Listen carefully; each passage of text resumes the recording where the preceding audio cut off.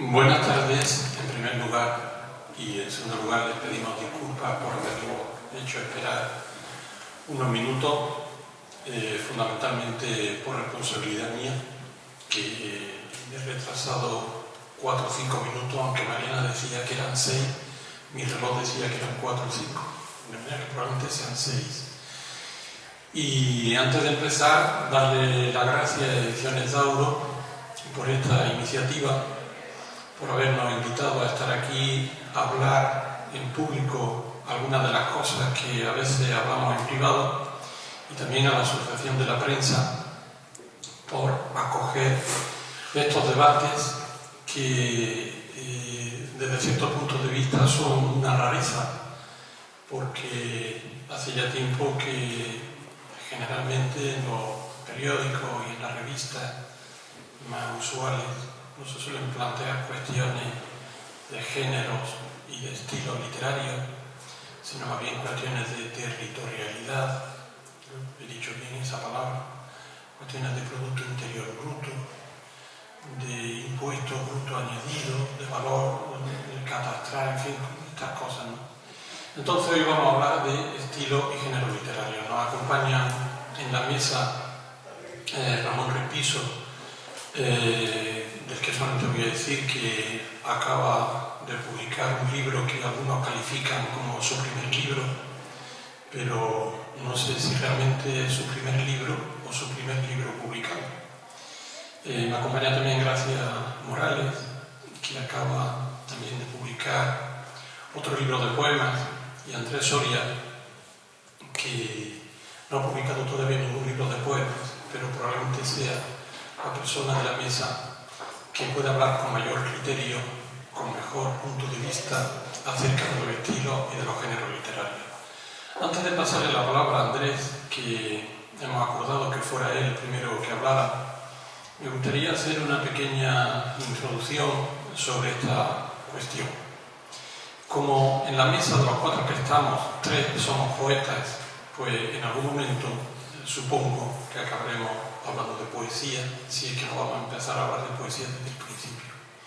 Decir esto es afirmar ya la existencia de los géneros literarios. Es decir, hay un género literario que es poesía, habría otro que sería la novela, el teatro, y luego también habría otra serie de planteamientos que dirían que los géneros literarios ya no existen, porque en la novela hay ensayos que tienen planteamientos líricos, hay poesía que es narrativa, más otra serie de subgéneros y de géneros mestizos que se mezclan unos con otros, pero toda esa discusión, que podría remontarse a los años 60 del pasado siglo con el estructuralismo y todo lo demás, culminaría, ya que este acto y esta mesa redonda está organizada por una editorial, acabaríamos donde habíamos empezado. Las librerías y los editoriales, los catálogos de los editoriales tienen una sección que se llama narrativa y tienen una sección que se llama poesía, de manera que podremos discutir todo lo que queramos discutir a la luz o a la sombra de la crítica literaria y de la reflexión literaria y crítica de los últimos 60 años, pero en la parte de la realidad que es la librería y la editorial. Cuando entramos en una librería hay un lugar donde pone narrativa, hay otro lugar donde pone ensayo y hay otro lugar donde pone poesía. Luego, claro, hay algunos libros que el librero no sabe en qué sitio poner. Entonces te encuentras a veces libros que están en ensayo y deberían de estar en narrativa. Bueno, pues le voy a pasar la palabra a Andrés, que es catedrático de la Universidad de Granada y amigo de todos nosotros y de la mayoría de los que estáis ahí también, para que empiece a emanar alguna reflexión sobre los estilos y los géneros literarios. Pues, muchas gracias, Ricardo. Quería darle las gracias a Mariana Lozano por haberme invitado. Y bueno, yo tengo la pega de que soy, mi única relación con la poesía es la de lector, y tampoco muy al día. Es decir, que los 3 miembros de esta mesa hacen poemas y los hacen todos públicos para que los vea gente. Yo solo los realidad, si echo un poco la vista atrás, quizás solo puedo hablar centralmente de la poesía del siglo pasado, del primer tercio del siglo pasado. Lo que pasa es que es un núcleo de poesía bastante importante en la historia de la poesía española y también en la historia, al principio, de la poesía occidental. Porque en realidad, la verdad es que supongo que la poesía del presente implica un diálogo con, pues en la poesía española, como en general en la historia literaria española, el siglo XX resulta como la Galia del César, ¿no? Está claramente dividido como en tres partes, ¿no? Porque hay un periodo de florecimiento reconocido por todo el mundo, ¿no? Un corte traumático monstruoso que se prolonga, es decir, la guerra civil, que se prolonga una dictadura, y después este periodo que hoy mismo se discute si está terminando o prosigue, pero que en realidad ha sido, me impresiona, porque ha sido el periodo pacífico más largo que ha tenido España en su historia. Nunca. Pero en fin, ¿qué quiere decir esto? Pues que esa poesía que yo estudié a lo largo de mi vida con más intensidad, pues tiene como bastantes elementos que la vuelven actual, no pretérita. Desde el punto de vista del género, ¿no? Pues, no está mal recordar que Claudio Guillén hablaba en su libro pues, de literatura comparada, tiene unas reflexiones sobre los géneros y sencillamente dice que un género es como un cauce, como el cauce, como una acequia, como un surco. Entonces, es decir, ha habido épocas en la historia hasta el siglo XVIII en que los géneros pues, estaban rígidamente clasificados y era como una especie de enrejado y había que hacer como una especie de variación, ¿no? Los géneros funcionaban como los géneros hoy en el cante flamenco, es decir, eran clases de poemas o son clases de cante, entonces tú dentro de esas reglas tienes derecho a una pequeña variación. Entonces, en el siglo XX, pues, nos podemos encontrar con unos ejes que todavía funcionan en el sentido de que queda esa tradición digamos, antigua, medieval, llega hasta el XIX y es como un término de interlocución. De manera que hay un diálogo con los géneros de la tradición. Pero es un diálogo que se hace desde una mirada nueva, porque el simbolismo en toda Europa raja esa tradición, ¿no? Hace una especie de diálogo con el romanticismo e introduce una serie de gérmenes de libertad. Esa libertad se puede exagerar hasta lo que se llamaba entonces con un término militar vanguardia. Con lo cual pues, tenemos que hay poemas de tipo tradicional que perviven, poemas que rompen explícitamente con esas normas desde toda una variedad de elementos vanguardistas que implican gestos formales, es decir, que si los poemas tradicionales siguen teniendo rimas y estrofas y una estructura más prevista, de repente en los años 10, en los años 20, incluso desde el QDD de Mallarmé, que de 1880 tardío, ¿no? Empieza a haber unos poemas que ya se distribuyen en la página sin signos de puntuación, sin muletas, para que la gente, el lector, coopere de una manera nueva y nunca vista hasta entonces, ¿no? Y hay unas discusiones que todavía se pueden revisar, ¿no? Pues sobre por ejemplo, Juan Ramón Jiménez, ¿no?, decreta en cierto momento, a tenor de su propia evolución, que todo verso nuevo tiene que ser verso libre. Y en un momento dado, los poetas del grupo del 27, con Gerardo Diego, de pronto escriben una especie de contramanifiesto que dice la vuelta a la estrofa. Volvemos a la estrofa, pero ya después de tener hablado esa posibilidad, es decir, volvemos a la estrofa porque queremos, en uso de una libertad nueva. Entonces aparecen injertos nuevos, como qué sé yo, el más famoso de todos, el romancero gitano, ¿no?, que es un juego con el género más tradicional de todos, más arraigado y más impresionante. O sea, no sé si habéis visto una peli que hay por ahí en Canal Plus sobre la moda esa de los narcocorridos. Los traficantes le piden por teléfono a una gente en Estados Unidos que le haga corridos relativos a ellos. Pero el corrido sigue siendo un romance.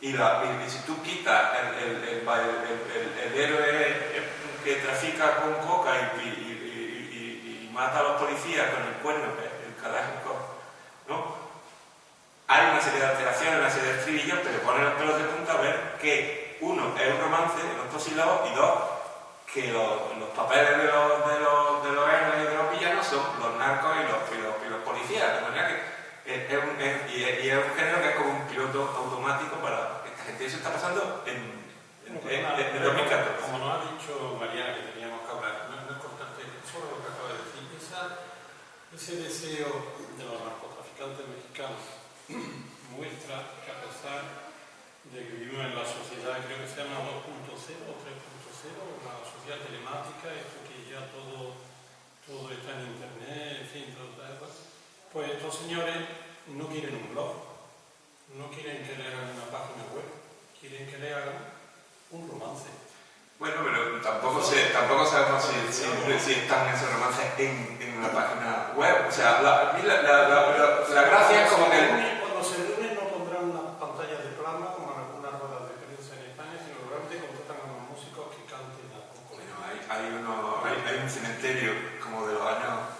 Las tumbas más viejas son de los años 90 y a veces están enterrados con... O sea, los seres humanos son rarísimos. Están enterrados con los coches. O sea, con los 4x4 esos tal, pues unos muchachos los matan a los 25 años, se hacen un panteón alucinante y abajo de la tierra está el coche por desprecio del deseo. Es decir, que de pronto hay ese juego de tradición y vanguardia que yo creo que sigue vivo. Resumo muy rápidamente. Si te pones en otro polo, que es el de lo que llaman la pureza o el compromiso, es decir, la idea de que la palabra de la poesía es una palabra sagrada que hay que poner en huelga respecto de la sociedad, como decía siempre Malamé, ahí está. El escándalo por eso y la idea de que el poeta esté en la calle, la expresión es de Alberti, ahí está. La circunstancia, otra de las circunstancias mayores de la creación poética, que es el exilio, pues a consecuencia de la guerra civil, a los que no los matan, la gran mayoría, ¿no? Como dice Moreno Villa, no vinimos aquí, nos trajeron las ondas. Si todavía le dejamos un espacio al otro género del gender, pues con relativa timidez, pero la primera presencia así más consistente de poetas en la península, a imitación de las grandes americanas simbolistas, empiezan a aparecer. Es decir, que también hay esa polaridad. Con lo cual,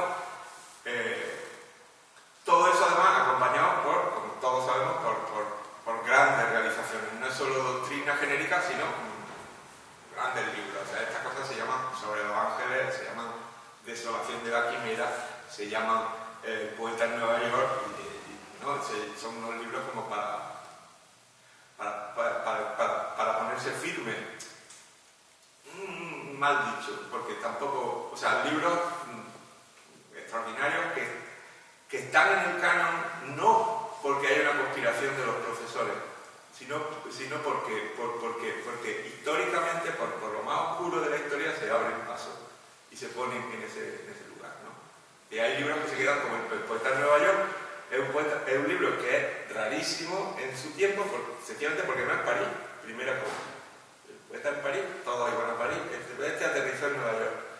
Nadie sabía que el resto del siglo Nueva York se iba a robar, como dice un ensayo, toda la idea del arte, ni que, por desgracia, o no, la idea de un poema de donde las torres soberbias como de la Biblia se derrumban y Wall Street aparece cubierto de lianas con la selva, resulta que pegan un bombazo el 11 de septiembre a 2 de abril. Nosotros vemos con nuestros ojos cómo la historia se aproxima a ese libro que estaba ahí. Bueno, Fin. Voy a pasarle la palabra. Bueno, se oye sin micrófono, ¿verdad? Entonces vamos a pasarle el micrófono porque esto nos pone muy nervioso. Vamos a ver, gracias.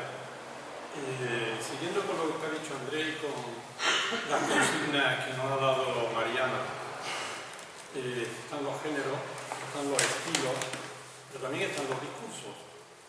Yo creo que en la actualidad, y hablando con lo que ha dicho Andrés, la gran ventaja que tiene un poeta que escriba en el año 2014 es muy parecida a la ventaja que tiene un cocinero que puede utilizar en sus guisos productos que vienen de Noruega, o puede hacer una cebolla caramelizada con soldador de hidrógeno, porque ya hay una serie de herramientas, una serie de sabores y de colores a nuestra disposición.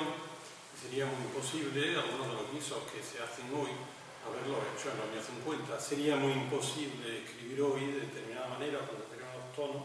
Sería muy difícil haberlo hecho como se hace hoy, haberlo hecho en los años 50. Por ejemplo, en tu libro, La voz en pie, hay una primera parte que, titulada juega con un discurso ya establecido que nos ha dado o que hemos recibido de la tradición, no sé si decir religiosa o litúrgica o bíblica, pero en fin, tampoco la bienaventuranza es un invento de los evangelios, es decir, esa especie de numeración y a la vez catalogación de las personas dignas de piedad o de compasión, etc.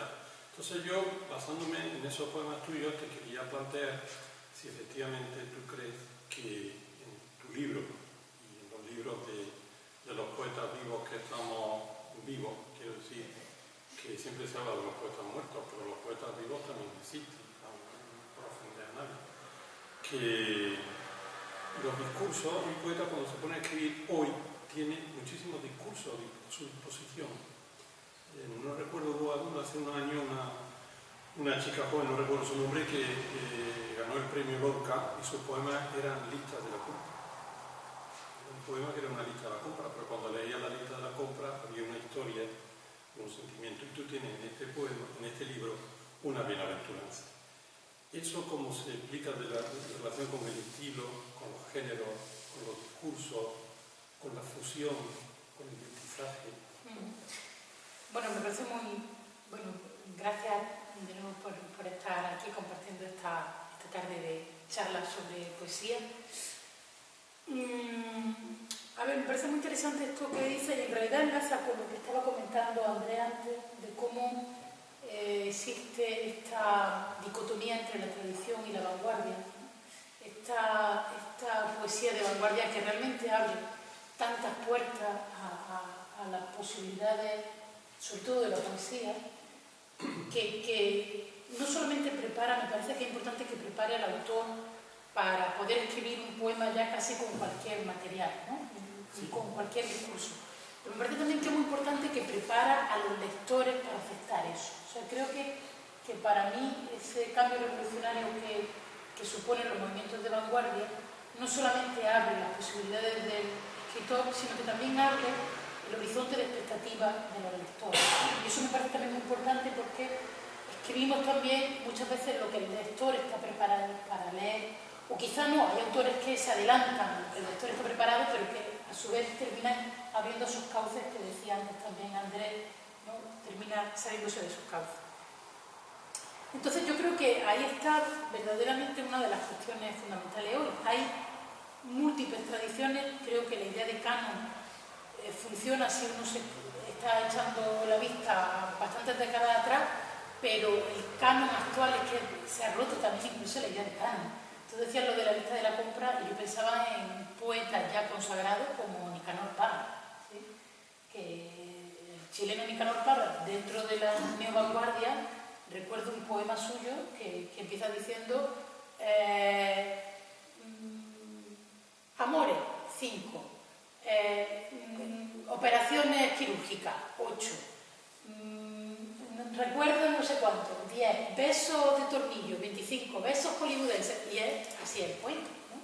Es decir, que incluso la propuesta de esta chica ya tampoco era en realidad novedosa.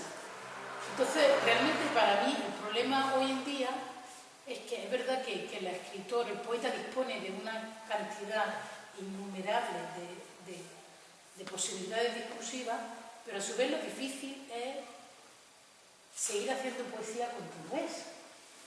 Porque desde mi punto de vista el poeta y el escritor en general, pero probablemente el poeta, hace algo que a mí me resulta casi mágico, que es hacer un objeto novedoso, un objeto emocionante, un objeto capaz de despertar una pulsión nueva del lector, o algo que estamos utilizando constantemente, que es el lenguaje, ¿no? El lenguaje es una herramienta que estamos utilizando cotidianamente, mucho más que otras formas artísticas, ¿no? Un pintor, pues no todos estamos pintando constantemente, pero todos estamos hablando constantemente. Entonces, a mí siempre me parece muy llamativo cómo con ese material tan gastado, que es de alguna manera la palabra, el poeta se esfuerza por hacer algo que siga conteniendo una componente muy fuerte de emoción. Entonces, cuando todavía los cauces se abren más, el reto desde mi punto de vista es mayor, ¿sí? Porque hoy uno puede hacer cocina de fusión con un de esto, como tú decías antes, pero al final el plato tiene que estar rico y ser sugerente, si no, no sirve de nada haber tenido en tus manos la posibilidad de hacerlo. Es decir, tenemos muchos recursos, pero ahora quizá incluso el reto está en saber. Y no engañar con los ingredientes. Claro, seguir manteniendo una cierta honestidad, ¿no? Entonces esa idea de honestidad, pero de que siga resultando algo sugerente cuando los cauces de alguna manera se han ido desbordando, no es que nos sirvamos sabiendo si esto es poesía o es narrativa o es teatro, ¿no? Yo escribo teatro, separo un poco mi vivencia de los distintos géneros, pero es verdad que el estilo se ha abierto de una forma tan potente que es tremendamente enriquecedor, pero a la vez es un reto. Me lo has puesto en bandeja referente al teatro, a tu teatro, porque las obras que yo he visto, y una de ellas, La Grieta, que se puede ver en YouTube y que exhorto a todos ustedes a que la vean, es una metáfora lírica. Lo es. O sea, yo un espacio poético, simbólico, que depende del espectador y del momento histórico en el que se vea, se puede interpretar de distintas maneras, porque aunque tiene un aspecto coyuntural, yo creo que tiene una larga vida simbólica y leída en otras sociedades, vista dentro de 15 o 20 años, ¿qué sociedad hay que no tenga grietas? Claro, ojalá que sí, ojalá que perviva la metáfora que propusimos. Es consustancial, un edificio sea grieta. Y lo magnífico de tu texto dramático es la reacción de los personajes que no perciben la grieta o que se obstinan. Es decir, pero esa metáfora de un edificio que nos cubre y nos protege, pero que tiene grietas, bueno, eso es una metáfora que tiene un origen poético, tiene una dimensión poética, por lo tanto la ruptura entre teatro, que no es una cuestión reciente, había un teatro que se llama teatro poético, que fundamentalmente era poético porque estaba escrito en verso, ¿no? Pero... A ver, yo utilizo mucho elementos de mi mirada poética en el teatro, pero yo sí que o sea, es como, igual que en este libro, por ejemplo, en La Banque, algunos lectores ya que lo han leído me han dicho, aparece mucho lo teatral, ¿no? Tu mirada teatral está muy presente en el libro. Y es verdad que al final, diríamos, los géneros se contagian, pero yo de alguna manera sé que lo teatral, aunque tenga un componente poético, tiene que primar la acción por encima de lo poético, y en lo poético prima la palabra por encima de cualquier otro elemento de la acción, de la narración. No sé si Cuando dices la palabra te refieres al sonido, al lenguaje. Me refiero a la musicalidad, que por ejemplo de eso Ramón, la poesía de Ramón creo que tiene mucho emparentamiento también con lo musical. Me refiero a la musicalidad, pero también me refiero a la exactitud de la palabra. O sea, yo en la grieta, un actor cambiaba una palabra, que la cambiaba, ¿sí? En algún momento, pues eso pasa constantemente en teatro, un actor se siente más cómodo diciendo un determinado texto de otra manera. Lo cambian, a veces puede pasar algo, yo soy muy cuidadosa con las palabras también en teatro, a veces puede pasar algo, pero normalmente no, ¿sí? No pasa nada. En un poema te cambia una palabra y el poema está roto. Sí, para mí, si yo, a raíz de esta especie de todo lo que nos ha lanzado ahí Mariana, de hablar del género de poesía, yo estos últimos días reflexionaba mucho sobre, bueno, qué es para mí la poesía, cuál sería como el elemento clave, si me tuviera que dar, sería ese cuidado minucioso de la palabra, de la elección exacta, minuciosa de la palabra. Cuando yo escribo teatro, cuido también mucho las palabras que utilizo, pero sé que no importaría cambiar una por otra como me importa en un poema. En cambio, para mí en el teatro lo que hay que cuidar, o sea, diríamos como lo germinal, sería la noción de acción, la acción dramática. En cambio, en un poema no, es la palabra. Por eso yo le digo muchas veces a mi alumno, uno no puede resumir un poema, uno no puede contar un poema de otra manera. El poema no tiene una fábula que se pueda contar de otra manera. El poema hay que memorizárselo, hay que recitarlo, porque la forma es imprescindible, ¿no? Cada elemento de forma. Pues Ramón, ya que ha dicho gracias a memorizar un poema, en Pecados de Familia hay mucha memoria. No memoria versal en el sentido de que tus poemas están dotados de una serie de mecanismos para que funcione lo que tradicionalmente se llama memoria poética, es decir, de poder memorizar un poema y darle ese sonido, esa resonancia que todo poema debe de tener, pero que en el tuyo es muy débil, lo tuyo es muy débil, muy raro. Y lo de la memoria con los géneros literarios y con los estilos, a partir de tu libro y de tu experiencia, como hay unos géneros o unos estilos, unos discursos más aptos para la memoria que otros. Hombre, yo creo que no. Es decir, bueno, yo voy a hablar de la poesía, pero no creo que haya discursos ni géneros más aptos para la memoria que otros. Una novela puede haber más memoria incluso que en un poema, si es la memoria de la que me he hablado antes. De la memoria personal. Sí, de los pecados de familia. Sí, justo. Por eso yo creo que en una novela puede haber más carga memorística en cuanto a recoger cosas del pasado que en un poema. Bueno, detalles, fechas, lugares. Sí, sí. Pero la sensación última que hay en algunos poemas tuyos, no sé si se recogería mejor en 8 folios. Hombre, claro. No. Yo lo que... por eso casi peco de escribir poemas muy cortitos. Es que no... Es decir, pretendo más transmitir la sensación de la que he hablado que detallar, más que entrar en detalle. Una noción más de intensidad. Claro, sí, de intensidad. Sí, que sería como otro de los puntos del género poético que permanece. A ver, de cualquier cosa que estamos diciendo, en realidad puede llegar un poeta y decir, pues yo escribo poesía que no tiene nada que ver con eso. Yo lo que no sé hasta qué punto, de lo que había hablado antes de las tradiciones y géneros de la vanguardia, uno lo tiene conscientemente en la cabeza cuando escribe un poema. Porque yo creo que eso puede funcionar como algo castrador, que te impide escribir. Si tú tienes en la cabeza todo lo que hay detrás, todo lo que hay encima. Se supone que eso ha sido también en relación con la vanguardia hoy en las clases se habla de ellas como con unos símbolos, ¿no? Es decir, se habla de la vanguardia histórica. Claro. La vanguardia de la clase histórica. Entonces, hay una cosa que ya toca como a 2014 es cómo escribir, digamos, después de la postmodernidad, en el sentido de que toda esta vanguardia aparece porque por detrás hay como una especie de filosofía de la historia, o un inconsciente que te permite pensar como en eso, en que el arte es como una especie de cuerpo de ejército que tú vas delante, que tú vas como con un machete rompiendo las cosas, que estás creando, es decir, los gestos de la vanguardia son dos: futurismo y creacionismo. Al margen de que haya una escuela así concreta o escuela o movimientos, pero gestos del futurismo es como tener una esperanza que el siglo XX va desencantando a los vivos, ¿no? Y el creacionismo es lo mismo en el orden de es decir, la famosa, que en realidad ya lo había dicho Hölderlin, ¿no? Lo de que hacer que los poemas, ¿no?, blumen, te salgan como las flores, y eso luego lo dice Huidobro, ¿no?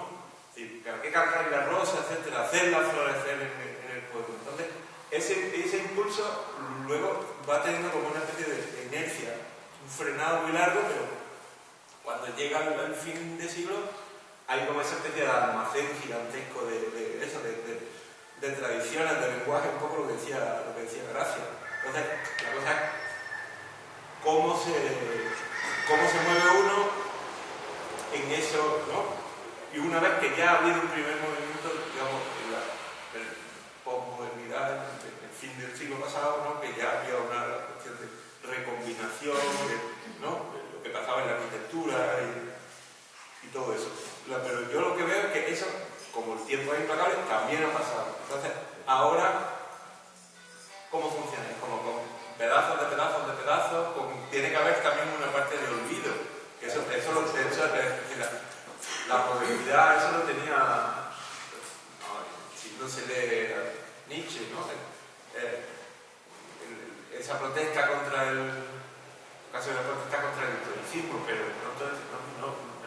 para que las cosas funcionen hay que olvidarse. Por eso por ejemplo, la famosa memoria histórica, ¿no?, pues tiene esos dos filos. Es decir, yo tranquilamente reivindico que para nosotros el olvido no fue imprescindible en 1976.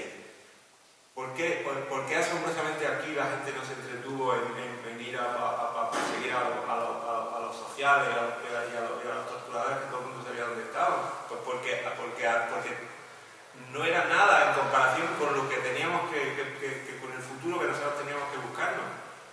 Muchísimo más divertido, muchísimo más interesante. Con el triunfo que era poder reunirte y saber que el señor ahora se tenía que joder. Sí, pero le quiero decir que eso es un sentimiento de superioridad, que fue un sentimiento muy fuerte. Ahí os quedáis. ¿Por qué? Porque yo lo que hago es que me despego, me salgo de aquí como un globo. Ese es otro tema quizás de debate que ya veo que está removiendo, pero ahí queda. Si sigue por ahí, cualquiera de aquí puede presentar que se haga un referéndum sobre poesía o novela. ¿No? Y entonces, pues nos vamos a... No, porque entonces la novela... Es un buen referéndum porque sería un famoso referéndum circular. Sí, yo que haría un referéndum donde hubiera 5 opciones y se pudieran votar las 5, no hay que tener imaginación futura. En Italia de los años 80 había millones de referéndums todos los días. Simultáneamente, si usted quiere A, B, C, D, o F, o G, se puede votar una o las 5. Pero sería mucho más interesante. Bueno, cerramos esta pequeña digresión futurista. Pero vamos a la palabra a San Ramón, que estaba hablando de la memoria. Yo, hablando de lo que me has preguntado de la memoria y dentro ya de la poesía, sí que siempre tengo presente, dentro del género de la poesía, la canción tradicional, que es algo que me parece que es lo que... el cancionero, sí, que es lo que yo pretendo en mis poemas. Poemas muy breves, pero hago cargados de intensidad, que te dejan esa sensación de leerlo, que no pretenden contar ninguna historia, sino más transmitir una sensación. Transmitir y conservar. Y conservar, sí. Porque en ese tipo de poemas que tú escribes, no sé si habrá... Bueno, esto es una pregunta personal, casi de barra de bar. No sé si te habrá pasado a ti que muchas veces has escrito el poema y se te olvidó que escribiste el poema y a los 5, 6 o 7 años vuelves a leer el poema y es como si volviera a vivir. Sí, no sé lo que es porque escribo muy poco, pero tiene razón. Suponer. Sí. Como cuando fotografía algo Sí. o escribe, no sé, alguna Sí. cosa en un diario y tal, y cuando Y lo es como si volviera vuelve a verlo. Sí, si hubiera ahí una especie de nexo, una cosa Sí. psicológica. No sé quién... Pero ahí sí me pongo cuando subraya un libro. Sí. Que de repente está diciendo, una vez sí, otra vez no, otra vez sí, ¿por qué eso me me interesa? interesa. Esto que tonta, ¿eh? Yo sí estoy de acuerdo con un novelista como Rafael Chirres, que decía que la literatura, cualquier obra literaria, tiene que funcionar como una pila. En el momento que abra una novela, él hablaba de Ana Karenina, por ejemplo, ¿no? Que empiece a sonar el tren otra vez, que empiece todo, ¿no? Que es volver a vivir la historia cada vez que la abra. Y sí que funcionaba esa carga de memoria como una pequeña pila, un aparato que lo pone en funcionamiento y vuelve a vivir la misma sensación que tenías cuando lo leíste. Lo que sí es cierto que la misma obra se puede leer de distintas maneras y la leemos de una manera diferente cuando tenemos una edad y cuando tenemos otra. El mismo Rafael Chirres hablaba de Gracián, por ejemplo, que lo leyó a los 30 años y ahora lo leía a los 60 y tanto y se reía mucho con Gracián, cuando antes le pareció una serie. Bueno, pero eso pasa con el Quijote. Claro. Sí. Y con Chirres. Sí, sí. Bueno, no sé si el público debería decir alguna cosa, ¿no? Juan. Yo es que me está interesando muchísimo y yo había venido hoy sin saber y pensaba que se iba a proclamar la República. ¿De las letras? Sí, y la otra. La de los números. Es... Bueno, que las letras y los números. Sí. Yo, Pero, momento, bueno, reformula eso diciendo, ¿quién sería el presidente? Verás cómo se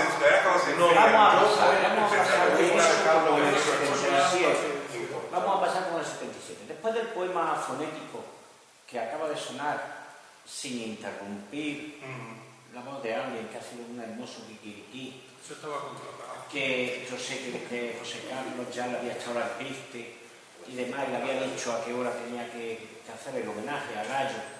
Creo que venía esta mañana. Y todo eso, claro. Muy bien, yo os digo una cosa, verdaderamente a mí el asombro ante la literatura no es porque yo vaya a un género y me encuentre ese género, sino que yo vaya a un género casualmente o porque así nos lo han enseñado y porque todavía existen las estanterías de las librerías, que a veces vas al ensayo, a veces vas al teatro, o vas al cine, o vas a poesía. Pero a mí cuando verdaderamente siento un asombro que me sirve para estremecerme y para vivir, es cuando me encuentro, por ejemplo, un poema y digo, este poema es un libro de memorias. O cuando empiezo una novela y esa novela pues me da ya una frase que ya me ha llevado a un género que es más cinematográfico. Me ha metido en el cine. Cuando, por ejemplo, yo leo un poema de los nadadores de Justo Navarro y a mí me sumerge en una atmósfera que me da igual que sea poema, que sea novela, que sea el Gran Gatsby o que sea una película con final de tiros. Cuando íbamos a los chavales, que íbamos a los kioscos a esperar si había llegado el último TVO que comprábamos, sin todavía saber valorar la importancia del TVO o la importancia del cómic en todos los campos, pues veíamos que había Corín Tellado y había unas novelas del oeste. Y llegaban las de Agatha Christie. Y las de Agatha Christie las devorábamos desde el niño hasta el abuelo. Pero al mismo tiempo en la casa se recibían por fascículos, por entregas, se recibía a Dostoyevsky. Y tú seguías a Dostoyevsky seriado como aparecían aparecieron muchos libros de principio de siglo por fascículos en los periódicos. Entonces, quiero decir, si yo leo La casa encendida de Luis Rosales, para mí es un libro de memorias. Para mí completa todo lo que sería un libro de memorias. Y al mismo tiempo completa lo que sería un ensayo que alguien haya escrito sobre las vivencias del Rosales. Cuando yo pude en un momento tener acceso a otra literatura, lo primero que me entraba por los ojos era el objeto libro. Y de pronto descubrí que después de leer Cumbres Borrascosas, de leer los libros que también te decían en el Buscón, que te decían en clase que tenías que leerlo, o La Regenta, pues que de pronto te estalla en las manos un libro que se llama La Vuelta al Día en 80 mundos. Y entonces de pronto descubre que Julio Cortázar sabe armar el puzzle absolutamente de todos los géneros, en el cual lo plástico, la poesía como un género, todo se funde, se confunde, se fusiona y, en este caso, incluso revoluciona. Entonces, eso, para mí, sean bienvenidos y sean bien leídos aquellos libros ya, digamos, patentados como género, y por supuesto, no nos olvidemos jamás de que un móvil nos está dictando una nueva forma. Me parece que esta señorita, que es la primera vez que sé de ella, ni que la admiro, sino que la veo, pues me parece que ha dicho algo muy, muy parecido a lo que yo quiero decir sin acertar. Nos los va dictando el tiempo, porque muchos poemas han sido ya escritos. Han sido muy bien escritos. Y entonces llega otro poeta, y después llega otro poeta. Y estoy hablando de generaciones sucesivas, no estoy hablando de coetáneos. Y reescriben ese mismo poema, ya sea Las coplas a la muerte de este padre de Manrique, ya sea un Becker, o ya sea de Homero, desde Homero a Cavafis, por decir algo, por seguir un río que desemboca en los mismos lugares, ¿no? Entonces lo importante es dar la bienvenida a la diferencia, no a que en la cesta de frutas, en esta cesta de frutas puede haber frutos de todos los sabores. Y en la armonía y en el contraste, en la armonía o en el contraste, eso depende de la genialidad. Genialidad, ¿por qué se dice genialidad? O sea, los poetas tienen que salirse del plato. Si un poeta no se sale del plato, va a avanzar muy poco. En un panorama hace falta siempre un detonante. Un detonante que no va a romper, no va a crear discordia, no va a eso, pero sí va a ser un poco así. Siempre hay un libro que dice: aquí estoy yo. Elena Medel. Ahora, otra chica que hay por ahí magnífica. Veo cómo emergen las mujeres poetas, ¿no? Y tal. En su día, El Ar del Mar, y otro caso parecido al de los nadadores que decía yo antes de Justo Navarro, pues La muerte en Beverly Hills. ¿Dónde está el poema y dónde empieza la secuencia cinematográfica o el relato? En fin, esos sois vosotros, que sois los estudiosos, los que nos planteáis estos temas para que nosotros le demos vuelta al coco, ¿no? Pero que luego lo que sí es magnífico es planteárselo. Plantearse que sin la libertad, sin la coacción, tú no te puedes sentir coaccionado por los libros más vendidos. Porque si tú escribes pensando en que en la lista de los más vendidos, que se ponen de acuerdo los libreros normalmente, o las editoriales, algunas o algunos, si tú te riges por esos cánones, entonces, hijo mío, ¿qué estás haciendo? Salte del rebaño. Si estás fuera del rebaño, quizá tú goces con lo que haces y es posible incluso que hagas cosas de los demás. Es la libertad absoluta. No estaba de moda en Nueva York. Nueva York. ¿Por qué? Porque supuso lo que supuso.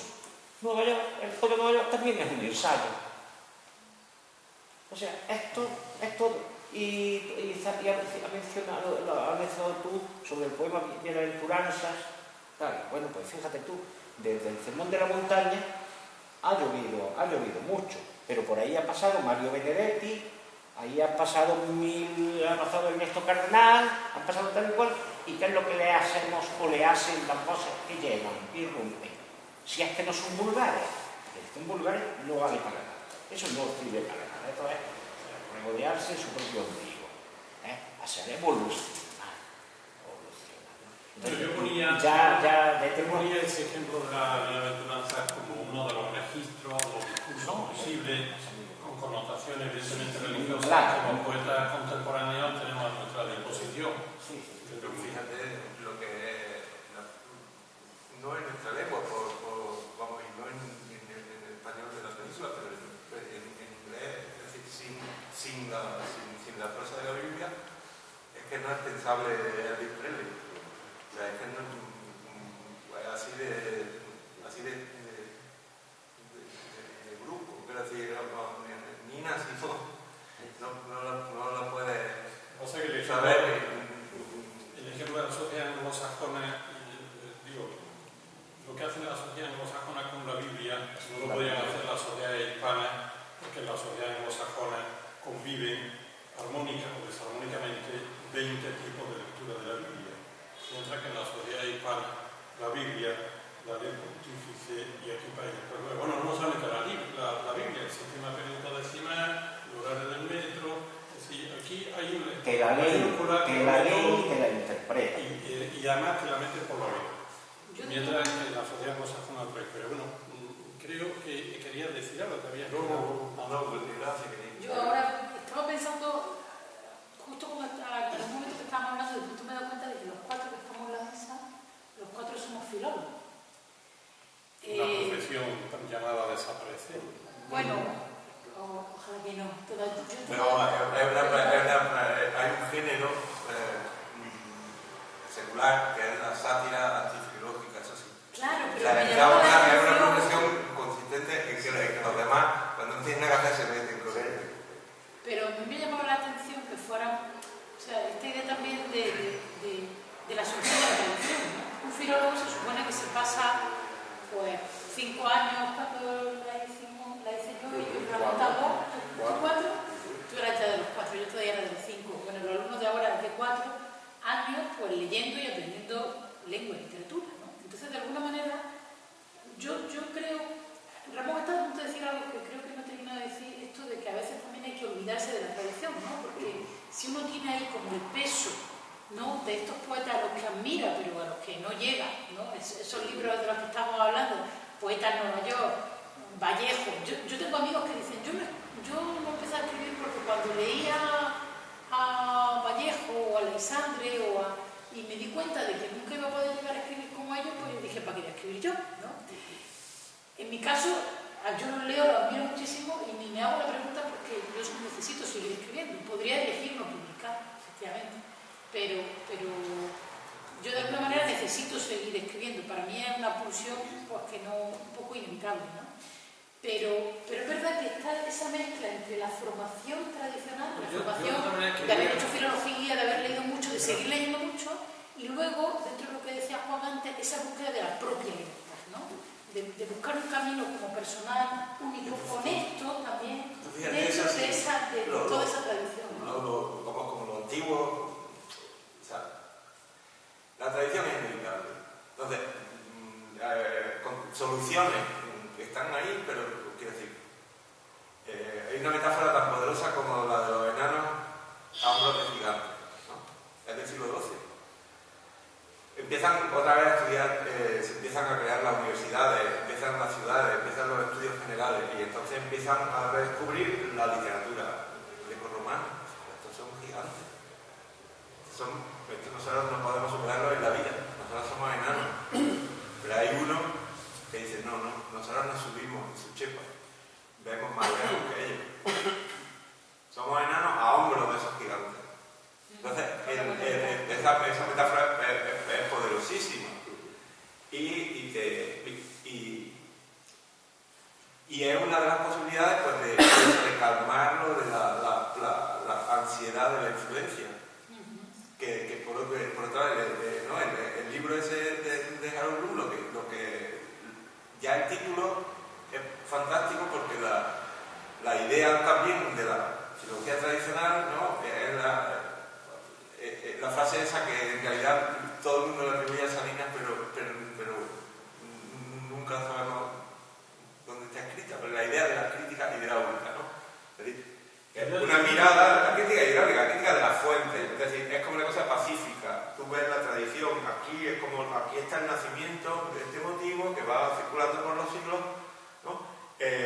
Y tiene como unas variaciones. Entonces, para un lector es una maravilla porque muchas de esas variaciones son fantásticas. Entonces, esa cosa del poema que se reescribe. Pero lo de la ansiedad de la influencia es meterse en el pellejo del escritor. Y entonces aparece un drama. Porque tú tienes que hacer, para ser un escritor o un poeta, solo puedes, y también eso interviene en los géneros, para existir, ¿no? Tienes que copiar a otro, tienes que imitar. Y luego tienes que escaparte de esa prisión. Y entonces es una cosa muy sencilla, pero muy insidiosa. Porque tú dices, ¿no? Como los cantadores otra vez, ¿no? El cantador empieza cantando por fulanito y hay un momento en que rompe y esa ruptura pues ya a lo mejor no puede ser frontal, pero es como una micro ruptura. Por eso todas las soluciones del libro de Luz son misteriosas, son raras y a veces son turulatas, pero ¿no? ¿Qué hago? Grito más fuerte, lo dejo pasar, ¿no? Me monto en su chepa, le hago la zancadilla, ¿no? Me cago en su muerto, que son los míos, ¿no? Porque encima no están muertos sino que están vivos. O sea, ahí hay una cosa que por otra parte puede ser torturante pero es apasionante. Bueno, antes de darle la palabra a Milena, la frase de Gracia, la idea de Gracia de olvidarse de la tradición, está en consonancia con lo que tú has dicho, porque yo iba a decir a ella que solamente se puede olvidar de la tradición aquel que la conoce. Es decir, una cosa es ser un ignorante y otra cosa es olvidarte de la tradición. Y la manera más, metafóricamente hablando, más potente de olvidarte de la tradición es olvidarte de que está a hombros de ella. Y que esa estatura que tú tienes te pertenece. Ten en cuenta que los peores enemigos de la tradición, porque además son criminales, normalmente son los tradicionalistas. Claro. Es decir, la tradición, primero, no se puede romper. Segundo, hay que saber que no importa, no hay más que, otra vez, la filología te ayuda, ¿no?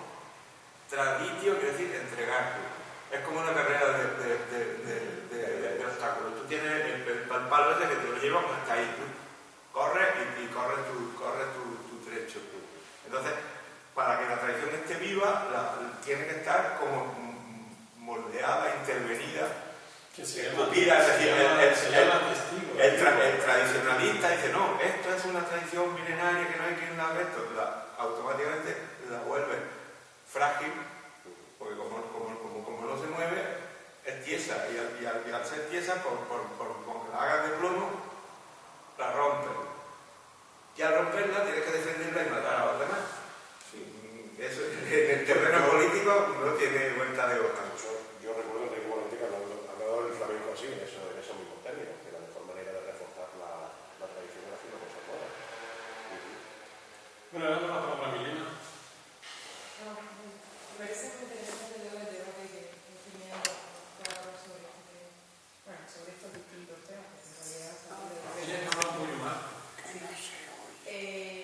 no, estaba pensando, bueno, este tema que está hablando ahora en concreto, relacionado a las influencias, el Harold Bloom y todo esto, pero yo quería retomar una idea que tiene que ver con esa, que la sacó Andrés, pero que pasó así como desapercibida, o por lo menos que no se han detenido en ella, y es la cuestión más que nada que decía Andrés de cómo escribir la posmodernidad. O sea, porque ya no es tanto desde mi punto de vista la cuestión de las influencias, quizás se puede pactar con esas influencias y con esos grandes autores, pero a mí, por ejemplo, ya, y estoy eso la cuestión de cómo escribir, y estoy pensando en la poesía de manera concreta y específica. No estoy hablando de la novela, que creo que es un género que además tiene muchísima más difusión, muchísimos más lectores, es un género que en la actualidad pues todavía sigue teniendo una vigencia. Estoy pensando en la poesía, ¿no? En esa idea de cómo tiene que escribir, bueno, cómo tiene, quizás tiene no es la palabra, ¿no? Pero cómo escribir un poema hoy, si se puede seguir manteniendo ese lenguaje de la tradición, o no sé, pues muy magnífico que nos parezca una serie de poetas y de autores, no sé qué, pero hasta qué punto a veces me pasa a mí, cojo un libro y digo, este libro me suena antiguo, y me pasa a mí con autores de hoy, ¿no? Lo cojo y digo, incluso puedo reconocer que está bien escrito, que es un libro que me puede decir algo, pero se me cae de las manos en el sentido de que su lenguaje, su manera, me suena algo pasado ya, y eso soy yo, que me considero una buena lectora de poesía y que conozco autores, que en fin, que tengo una cierta formación y tengo esas sensaciones a menudo. Entonces, me parece una pregunta que yo creo que, no sé, que habría que hacerse o al menos reflexionar sobre ella, y me gustaría saber la opinión de algunos de ustedes. No sé, Andrés quizás ha pensado sobre eso. No sé, encuentro que pasa eso, que también la lo que llamaba la posmodernidad ya está en el pasado inmediato, o sea que es un factor más. Por otro lado, pues también está eso que también hay una ampliación como a lo ancho, es decir, hay una especie de globalización también a ese respecto. Es decir, que lo que Malraux llamaba el museo imaginario, ¿no? Nosotros tenemos a nuestra disposición potencialmente todas las palabras que se han escrito, y la gente pues se busca, ¿no? Otras tradiciones, pero también el repertorio de lo exótico está agotado. La verdad es que no creo que también en eso una hiperconciencia te mata. Es decir, que también la única cosa que salva eso es meter esa dialéctica del olvido. ¿No? Porque si no, es verdad que la carne es triste y he leído todos los libros. Eso ya está escrito. ¿No? Entonces, pues nada, no, señor, me olvido de eso. Yo no he leído todos los... No solo hago como si no hubiera leído todos los libros, sino que voy a ver si digo esta tarde. Porque no puedo asumir la verdad tremenda de que la carne es triste y he leído todos los libros, porque te cae como un... ¿Entiendes? Hay que tener un poco de ingenuidad. A mí me parece... Porque si no, ¿cómo haces? Te estás esperando hasta ver pasar todos los poemas hasta que hagas el tuyo.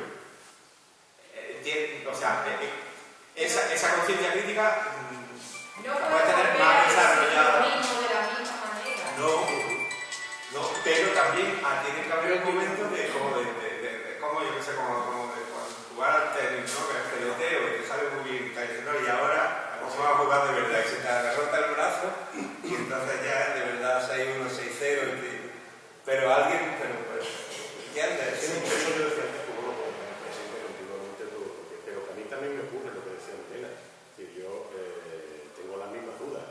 Yo mismo me considero muy antiguo cuando escribo, ¿sabes lo que te digo? Y es verdad. Y pienso, no sé, está el discurso este fragmentario de gente como Carlos Argo, Abraham Najera, toda esta gente, pero no sé, yo creo que uno tiene que tender un poco al olvido, a la ingenuidad esa, a recuperarla, porque si no, es que sería imposible escribir algo. No ya pretender ser nuevo, sino cualquier cosa. Yo creo que Mara Milena también está juntando como muchas cosas, porque está juntando lo que el espectador espera, el nivel de expectativa del lector dentro de este género elitista, entre comillas, que es la poesía. Y que es verdad que... Yo tengo mi propio nivel de expectativa. Claro, tú como lectora y como autor, como poeta, ¿no? Y quizá es una perspectiva también diferente, ¿no? También es verdad que a veces tú puedes decir esto me suena antiguo y de pronto te lees otra vez la Ilíada y te suena a tremendamente poderoso hoy todavía, ¿no? Entonces, ahí quizá también hay una cuestión que no es tanto del tiempo, del valor, y eso, pues, ¿cómo se consigue ese valor? Claro, si lo supiéramos, pues, Es que también perdería la poesía su valor. Esos horizontes de expectativa son también históricos y son relativos como a comunidades y a, digamos, a microtradiciones. Es decir, que, por ejemplo, aquí hay esos cauces ya más próximos creados por poetas de aquí, que no son de la misma, ni mucho menos de la misma manera, pero hay como una especie de comunidad, de costumbre, en el caso vuestro, pues no sé, como un vivero en el que habéis crecido, ¿no? En el caso de Milena, pues hay otro lado que viene de otra tradición, que es completamente distinta. Entonces, la combinación o la recombinación, pues ya tiene otro, ¿no? En ese cóctel, en esa Macedonia, entran otras frutas que son para ti habituales y no para